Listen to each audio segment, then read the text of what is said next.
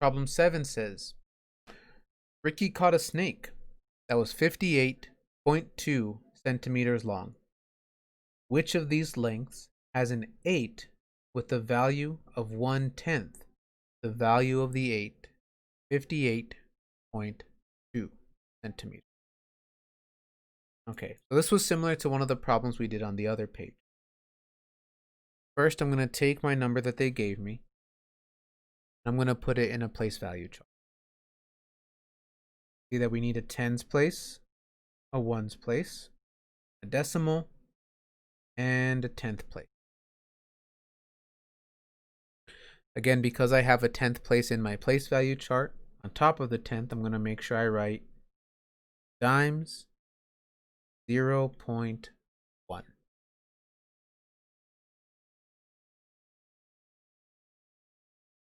My number was 58.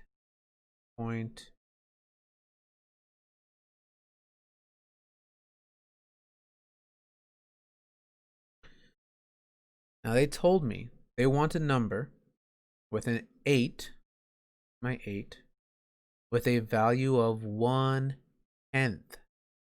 the value of the 8 in my number. Remember,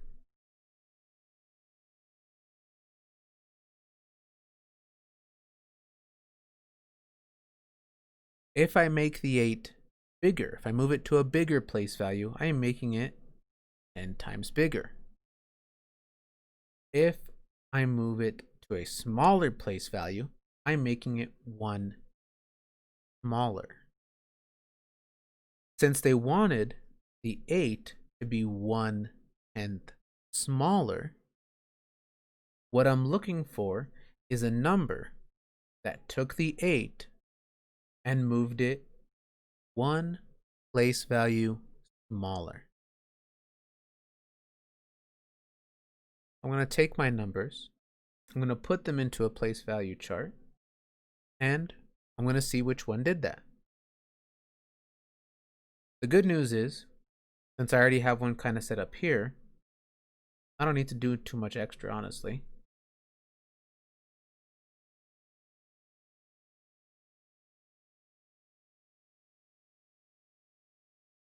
I do need to make this place value chart a little bit longer because it's not just going to hold one number, it's going to hold 4.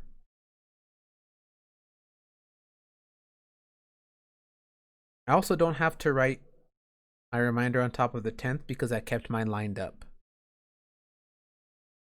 So it's still on top of my 10ths. Oh, look at this first number here. It's got extra place values that I didn't have before. So I need to make sure I add those to my place value chart. It's got one more place value in front of the decimal and one more place value behind the decimal. So in addition to my ones and tens, I need my hundreds. And in addition to my tenths, I need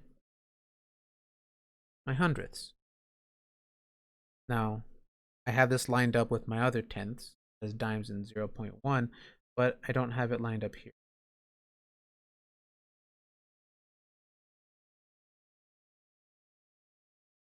Nakai, do you have your paper?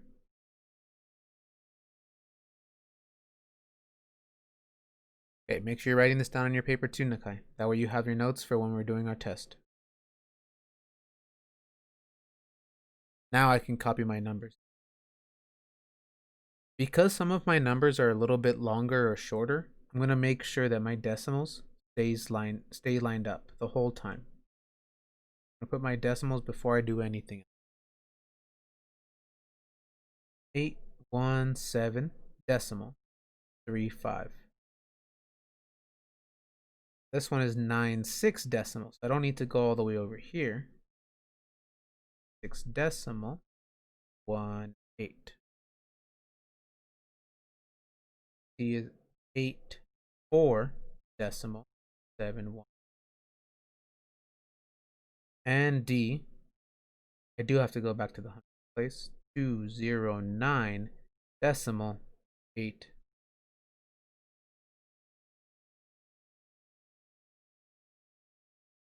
All right. So they told me they wanted me to pick a number with a 8 that was 1/10 of the value of this 8, which means that I need an 8 one place value smaller. And that, in this case, that means that this 8 needs to be in the 10th place. Yes, Kylie?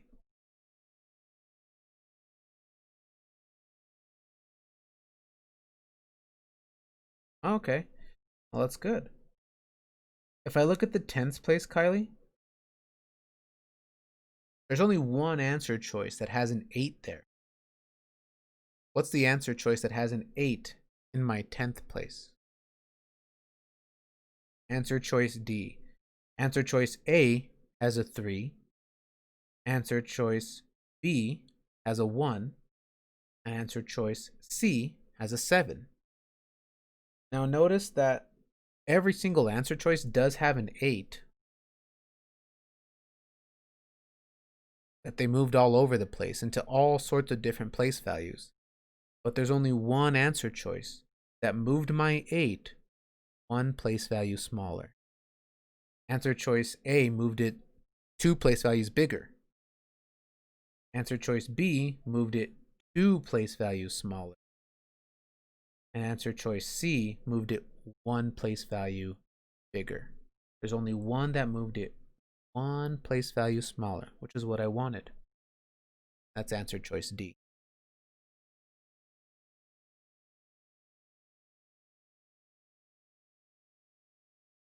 Yes, Jadine.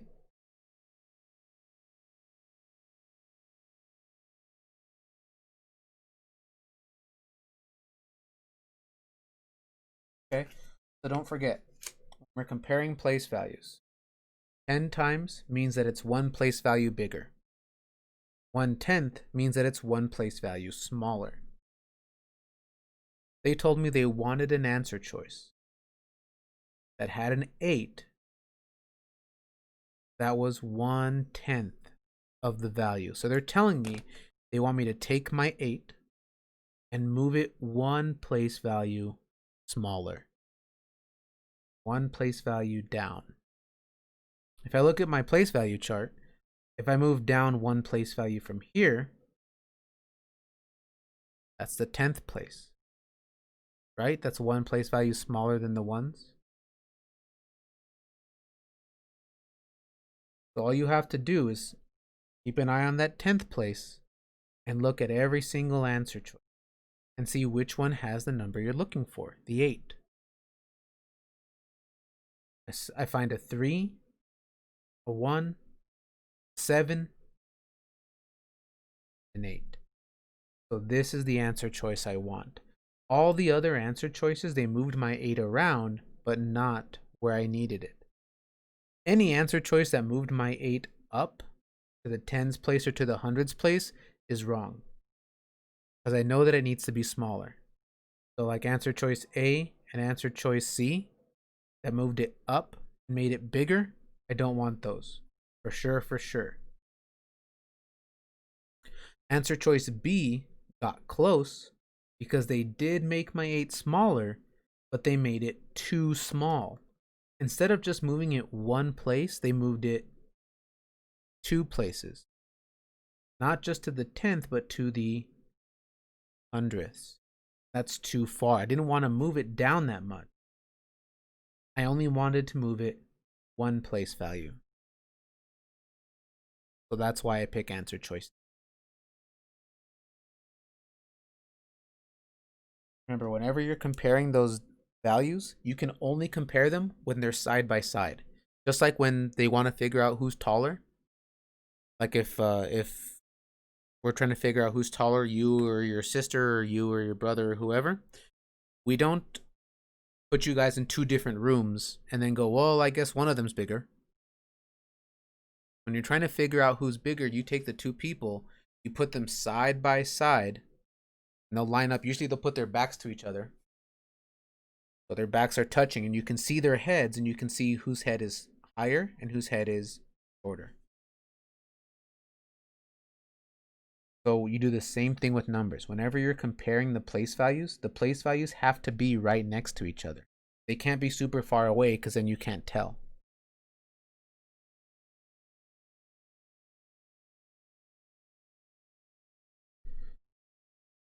Okay, number 8. Mr. Albiar's garden sprayer holds a total of 9 13/100 grams of fertilizer. Which decimal is equivalent to 9 13/100? Right.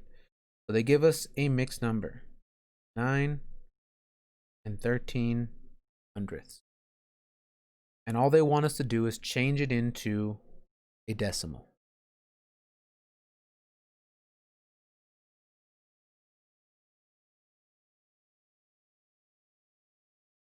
Okay. First things first. I told you whenever we are changing from mixed numbers to decimals or decimals to mixed numbers, there's 3 places you look. The first place I always look is there anything in front? In this case, yeah, there's something in front. There's a 9 in front of my fraction. That means there needs to be 9 in front of my decimal. Anything in front stays in front. So if there's a 9 in front, there better be a 9 in front over here. If I take a look at my answer choices, I can already get rid of one of them. F, G, and H all have a 9 in front of their decimal, but answer choice J put 91 in front of the decimal. Not the same as 9. I'm going to get rid of that.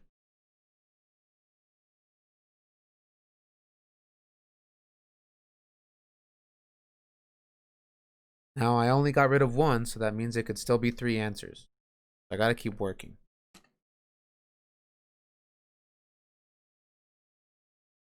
So that's the first place I always look. If there's anything in front, it needs to stay in front. Second place I look.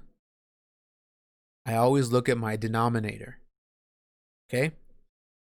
Like I've told you before, your denominator is the most important number in your fraction. My denominator is 100. If my denominator is 100, that means I'm going to use 2 decimal place values. You might be wondering, well, how do I know that I need 2 decimal place values if my denominator is 100? Well, you know it 2 ways. First, think about the names of the place values. The first place value is a 10th, and the second one is a 100th. So if my denominator is 100, I need to use both place values. The other thing you can remember is look at the zeros. How many zeros are there? 2. So how many place values am I going to need? 2. The last place I look is the numerator. Now the numerator, the reason why I save it for the end is because the numerator is honestly probably the simplest one to deal with. The numerator, all I do is I pick it up and I put it behind the decimal. If there was a 13 as my numerator, well then there's a 13 as the numbers behind my decimal. That's all I'm doing. I'm picking them up, putting them after the decimal. So my decimal should be 9.13. F has 9.13. G has 9.103. They used 3 place values after the decimal.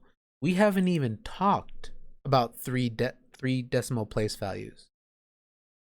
So if I see an answer choice with 3 decimal place values, and this entire year we haven't done a single problem with 3 decimal place values, that would worry me. I'd be very worried about picking that answer. I would very, very much think that that's the wrong answer. They're trying to trick me somewhere. And they did the same thing with answer choice H. 3 decimal place values. My answer should be F. Fine. Each picture below represents a different amount of money. In which amount of money does the digit 6 represent 60 cents? Okay, so they want a 6 and they want it to be 60 cents. First thing I'll tell you, something that has helped me out so much on questions like these. They always give you a number to look for, a digit. In this case, that digit is 6. If they say 6 cents or 60 cents, if I see the word cents in it, once I see the word cents, I'm crossing out all of the dollar bills.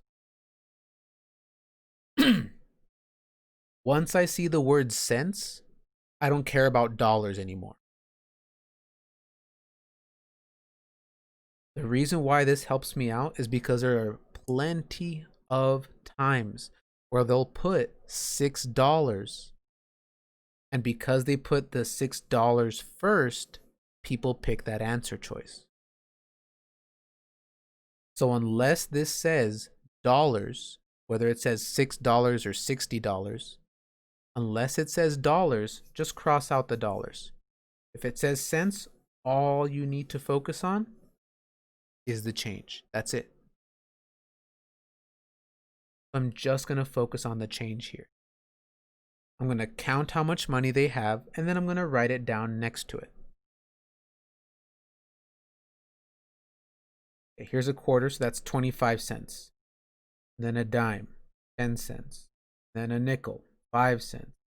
And then 2 pennies, 1 cent, 1 cent. And then 2 more dimes, 10 and 10. So I'm going to count this, just like if I had it in my hand and I was getting ready to pay for something.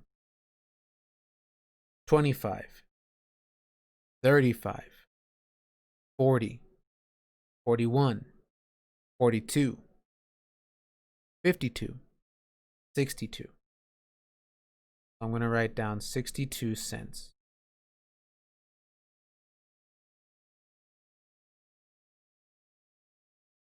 I'm going to do the same thing for B. I'm going to count my coins, write down my total. I have a nickel, so 5, quarter, 25, penny, 1, 1, the penny, 1, another nickel, 5, and 1 more penny, 1. Now I'm going to count them. 5, 30, 31, 32, 33, 38, 39. 39 cents. Yes, Jadine.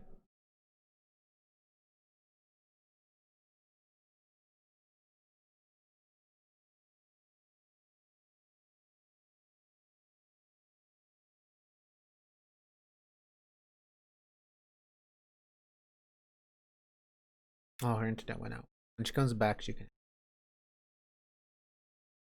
While we're waiting for her to come back, I'm going to start counting the next one. Oh, there she is. Okay.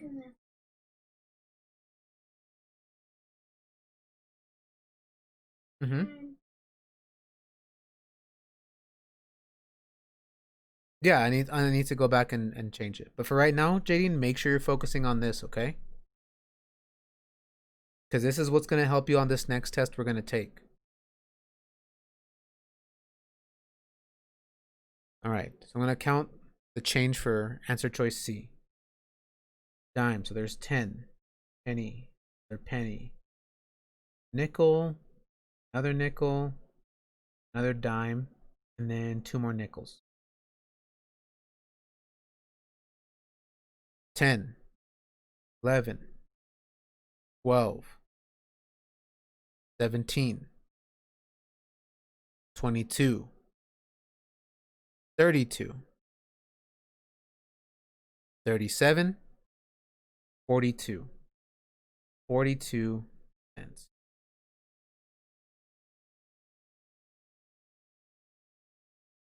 And my last one, got nickel, nickel, nickel, dime, dime, dime, penny, penny. 5, 10, 15, 25, 35, 45, 46, 47.